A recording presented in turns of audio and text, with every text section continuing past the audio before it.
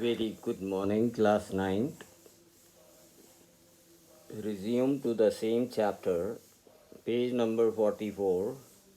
We have to start from election campaign. Page 44. The main purpose of election is to give people a chance to choose the representatives, the government and the policies they prefer. Election campaign क्यों होता है? इसका मुख्य purpose है election campaign का लोगों को chance देना कि अपने उम्मीदवार अपने आप चुने, सरकार अपनी आप चुने और इन्हीं दो लोगों के द्वारा बनाई गई सरकार अपनी पॉलिसीज़ भी अपने आप बनाए.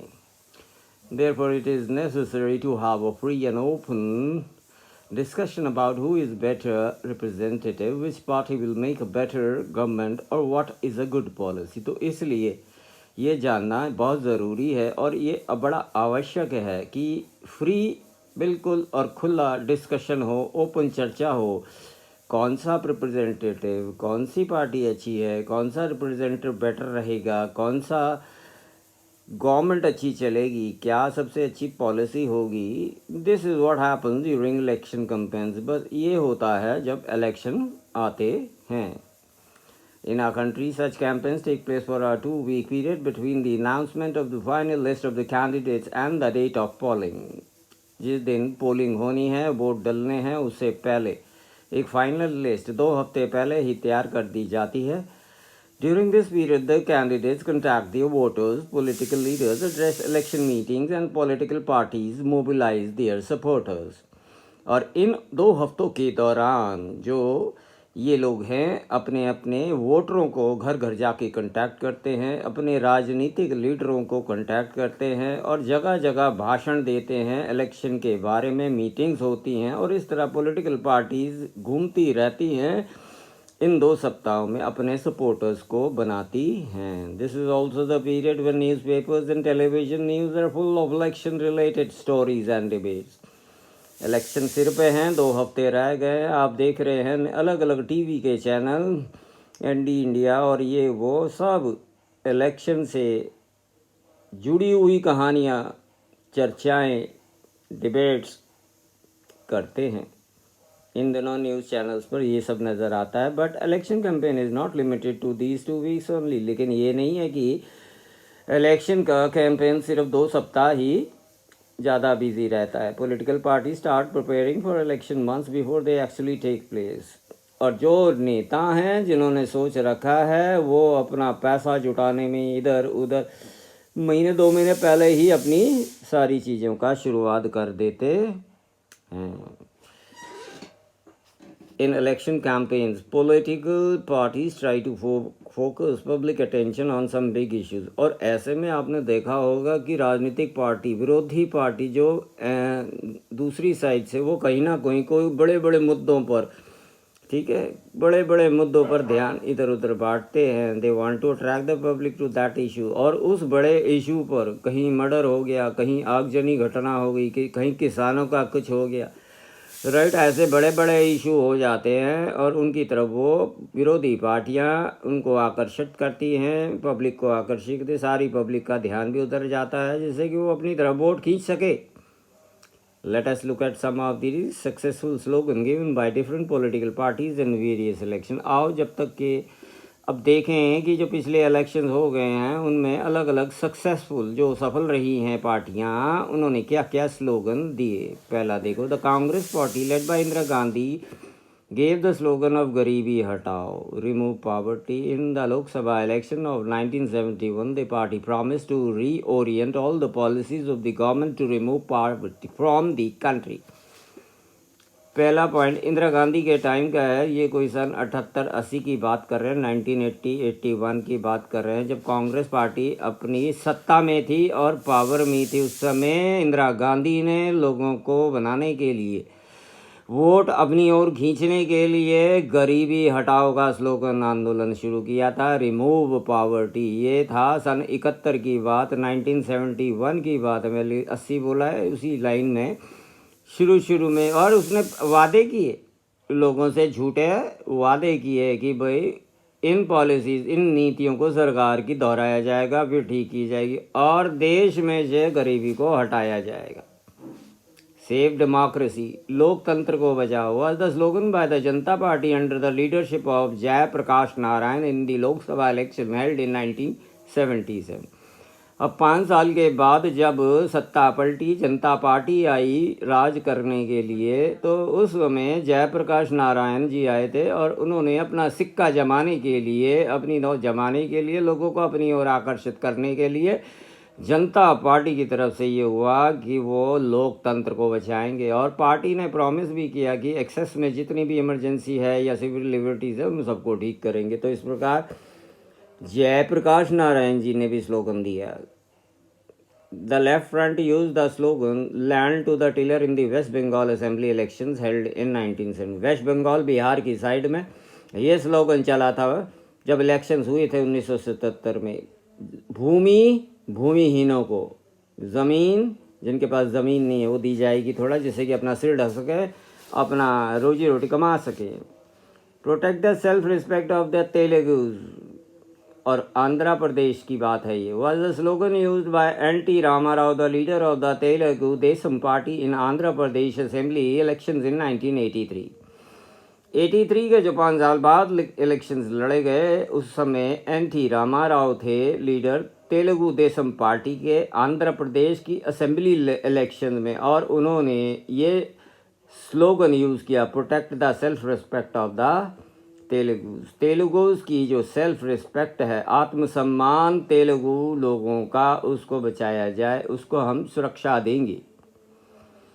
In a democracy, it is better to leave political parties and candidates free to conduct their election campaigns the way they want to. एक लोकतंत्री सरकार, एक लोकतंत्री देश अपनी पॉलिटिकल पार्टीज को पूरा लिबर्टी देता है, आज़ादी देता है, अपने कंटेस्टेंट्स को आज़ादी देता है, उम्मीदवारों को, कि वो इलेक्शन कैंपेन जिस प्रकार चाहें कंडक्ट करें और जिस तरह वो चाहें कर सकते हैं उस समय। But it is sometime necessary to regulate campaigns to ensure that every political party and candidate gets a fair and equal chance to compete. लेकिन कभी कभी क्या होता है, पार्टीबाजी, आपस में थोड़ा धोखाधड़ी, एक दूसरे के लांछन लगाने के लिए लग जाते हैं। ये चीज़ें गलत हैं। पॉलिटिकल पार्टीज़ के कैंडिडेट्स हर के ये देखते हैं कि बिल्कुल फेयर होना चाहिए कामकाज और इक्वल चांस मिलना चाहिए, बराबरता मिलनी चाहिए आपस में प्रतिस्पर्धा के, एक दूसरे के कंपटीशन के लिए। According to the 4 elections law, no party और कैंडिडेट कैन। अब ये आप लोग बच्चों मार्क कर लीजिए कि इलेक्शन लॉ क्या है। इलेक्शन लॉ में एक कैंडिडेट को क्या करना चाहिए, मार्क कीजिए 4 पॉइंट। ब्राइब और थ्रेटन वोटर्स, एक बात, रिश्वत नहीं देनी, लोगों को धमका के वोट नहीं लेने, जो कि सब कुछ होता है, पहली बात। Appeal to them in the name of caste और रिलीजन, अपने धर्म, अपनी जात के नाम पर वोट के लिए अपील नहीं करनी, क्योंकि ये बहुधर्मी देश है। Use government resources for election campaign, जितने भी रिसोर्सेज यूज़ करने हैं, सरकारी यूज़ करने हैं। Spend more than 25 lakh in a constituency for a Lok Sabha election और ₹10 lakh in a constituency in an assembly election. अब जो बड़े कैंपेन होते हैं, बड़े इलेक्शन होते हैं, बड़ी बड़ी कॉन्स्टिट्यूंसीज के, उसमें भी एक उन्होंने दायरा दे दिया है, 25 लाख रुपए से ज़्यादा नहीं खर्चना अपने इलेक्शन के कन्वेसिंग वगैरह के लिए या जो भी करना है। और जो असेंबली इलेक्शन हैं छोटे वाले, उनको 10 लाख रुपए से ज़्यादा नहीं खर्चना, ये सरकार के ही खाते से जाता है। If they do so their election can be rejected by the court even after they have been declared elected. अभी कभी भी जीत जाते हैं, मान लो इलेक्शन के बाद रिजल्ट निकल जाता है, जीत जाते हैं, तब भी कोर्ट उनको रिजेक्ट कर सकती है अगर इनमें से कोई पॉइंट वो फॉलो ना करे हों। In addition to the laws, इन कानूनों के अलावा, all the political parties in a country have agreed to a model code of conduct for election campaign.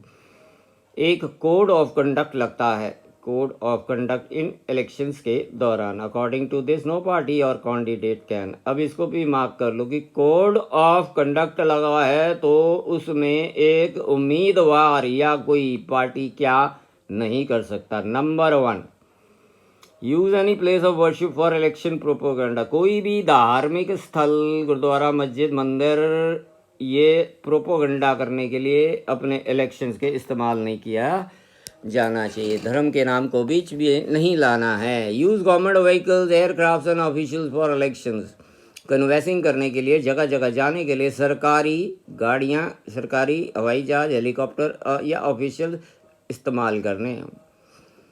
Once elections are announced, minister shall not lay foundation stone on any project. एक बार elections announce हो गए, announcement के बाद कोई भी minister अपना foundation, नींव पत्थर किसी भी प्रोजेक्ट के लिए नहीं रखेगा, ना ही कोई वो बड़े फैसले लेगा और ना ही वो उस समय लोगों को फैसिलिटीज़ देने के लिए कोई वादे करेगा।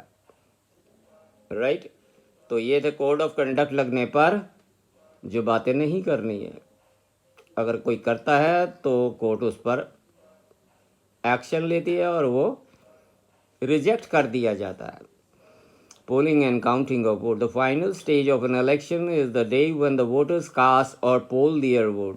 अब वो दिन भी आ जाता है जहाँ पोलिंग होनी है, जिस दिन तारीख दी जाती है और जगह जगह कॉन्स्टिट्यूएंसीज में लाइनें सुबह से शाम 5 बजे तक लग जाती हैं और वोटर्स अपना वोट कास्ट करने के लिए, अपना एडल्ट फ्रेंचाइज राइट को करने के लिए पहुंच जाते हैं। Every person whose name is on the voter list can go to a nearby polling booth. हर एक घर के पास एक एरिया में पोलिंग बूथ का आयोजन किया जाता है जगह जगह पर, और हर इंसान अपना जो वोटर लिस्ट में जिसका नाम है वो अपने कार्ड वर्ड लेकर वहाँ पर वोट डालने जाता है। ज़्यादातर ये पोलिंग बूथ लोकल स्कूल में, सरकारी स्कूल में, सरकारी ऑफिस में ये सब बनाए जाते हैं। एक बार voter goes inside the booth, the election official identify, पहले अंदर जाते ही उसकी आइडेंटिफिकेशन होती है, फिर उसके बाद फिंगर पर निशान लगता है और तब फिर उसको अलाउ किया जाता है अपनी वोटिंग मशीन में जाकर अपने मन से अपने बंदे को चयन करने का, वोट डालने का। An agent of each candidate is allowed to sit inside the polling booth and ensure that voting takes place in a fair way. अंदर लोग बैठे होते हैं, ऑफिशियल्स की ड्यूटी लगाई होती है कि देखने के लिए कि किस प्रकार से वोटिंग हो रही है और कोई सारा फेयर होना चाहिए, कोई गड़बड़ नहीं होनी चाहिए। तो ये था बेटा इलेक्शन कैंपेन। आई होप जल्दी से मैंने समझाया, आपने भी समझा। 2 बार सुनिए, ईजी है, बहुत ईजी है। इलेक्शन कैंपेन कब शुरू होते हैं, क्या होता है उनमें, ये सारी चीज़ें इसमें बताई गई है। बेटा मैंने आपको बोला ये जो है ना, इन चीज़ों को पढ़ा करो जो कॉलम्स में दी होती है। ये चैप्टर के बीच नहीं है, लेकिन आपको कुछ ना कुछ इसमें मालूमात होता है। कभी कभी बोर्ड या एग्जामिनर जो होता है इसमें से ही क्वेश्चन बना के दे देता है छोटा सा। Are the election too expensive for our country, मैं तो कहूँगा बहुत बहुत ज़्यादा एक्सपेंसिव है। इसको पढ़ के देखिए, आपको ये भी पता चलेगा कि हमारी सरकार क्या क्या कर रही है, कितना कितना खर्चा करती है। ठीक है ना, बहुत सारा अमाउंट इस पर स्पेंड होता है। अब हम नेक्स्ट पीरियड में अगला वो भी पढ़ेंगे। राइट, आज के लिए बस इतना ही काफ़ी है। आप फिर अगली बार में पॉपुलर पार्टिसिपेशन जो लोकप्रिय पार्टिसिपेशन होता है सब लोगों का, उसके बारे में पढ़ाया जाएगा। अगर वो टाइम मिले तो अपना ये ग्राफ के समेत इसको रीड भी कर लीजिए। And thank you and have a very nice day.